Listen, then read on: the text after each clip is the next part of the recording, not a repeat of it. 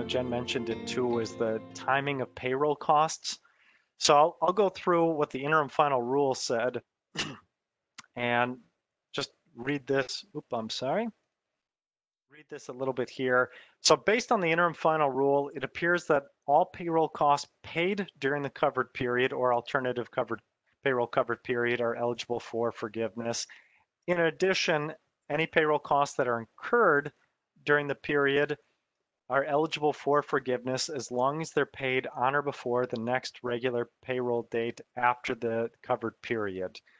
The big question that people bring up is which specific pay periods can I include, and is that going to result in more than 8 weeks worth of payroll costs, or with the new period 24 weeks worth of payroll costs, or am I capped at 8 or 24 weeks?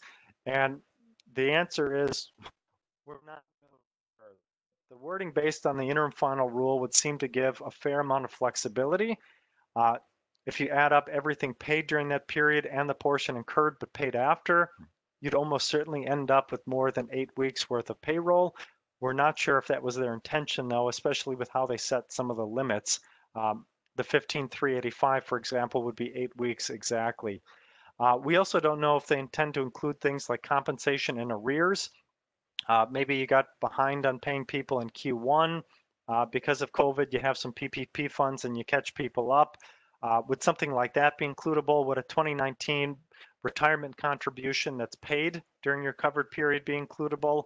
Or what about other things that are being incurred now but not paid till much later? For example, quarterly tax payments or a retirement contribution you might not make till way later in the year.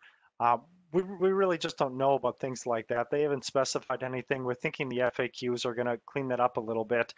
I'd say to be on the safe side for estimation purposes, I like to assume that we're talking about 8 weeks. I think that might be where they're heading personally.